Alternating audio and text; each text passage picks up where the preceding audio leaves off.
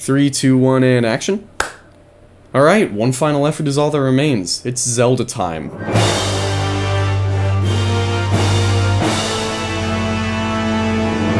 Hello, good evening. I am Joseph Filmography, and I forgot to shave before I did the last video. Not making that mistake again. If you've been following this project, then welcome back! It's good to see you again. If you're new here, welcome to The Legend of Zelda Majora's Mask Reborn. Let me give you a very brief recap of what I'm doing here. In short, I am rescoring The Legend of Zelda Majora's Mask, so that it'll go from sounding like this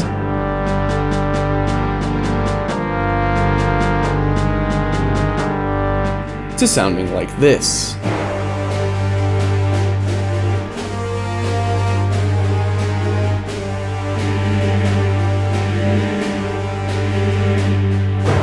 This project is made up of three main elements. 1. A soundtrack album that you can download completely for free. 2. An art book put together by several very talented artists, also for free. And 3.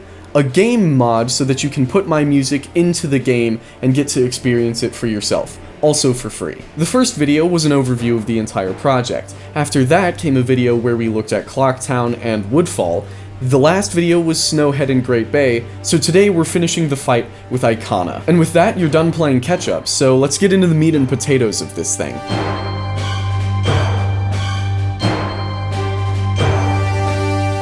There's four main things I want to talk about today before we actually get into the gameplay footage. Number 1 is just a brief status report where I'm at with the project. If you're watching this, then that means implementation is done. I've finished all of the music for the game, it is all wrapped up nice and neat in a bow, and waiting for December 8th for you to all be able to play it. Now the second big thing is that I mentioned before that I'm adding some elements to this soundtrack.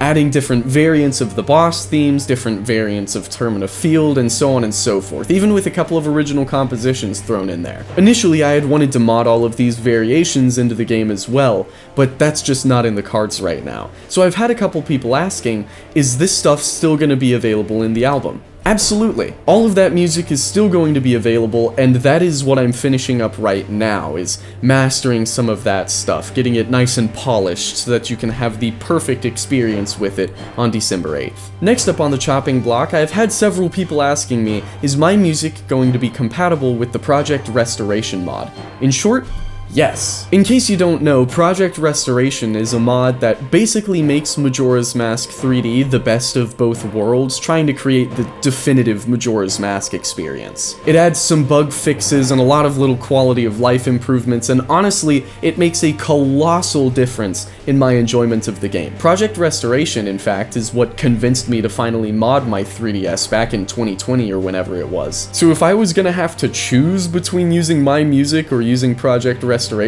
I would probably just die right on the spot. But lucky for all of us, we don't have to choose. You can use both. And the final matter I'd like to discuss is the ranch music. I know I should have discussed this in the last video, but I didn't think about it, so here we are. You see, Majora's Mask has the same ranch music that Ocarina of Time had, except in Ocarina of Time there were two variations of it. There was a fiddle variation and a vocal variation. Majora's Mask only has the fiddle. But since I've gotten to work with a couple singers on this project, we went on and recorded the vocal variation because we wanted to. And rest assured, I will be giving Ocarina of Time the same remaster treatment I've been giving Majora's Mask, but that's not going to come out for like another year. So if I wait to release the ranch theme vocal version with the Ocarina of Time album, then it's just going to be collecting dust on my computer for the next who knows how long. So instead of that, I'm either going to be including the vocal version with the album or releasing it as a single, but either way, you're going to be able to see that on December 8th. And I believe that should be everything, so without wasting too much more of your time, we can go on and hop into the gameplay. Just to clarify, none of what you're about to see is any kind of smoke and mirrors editing nonsense. I've modded this music into the game, and it will be available to download on December 8th for you to be able to play it yourself.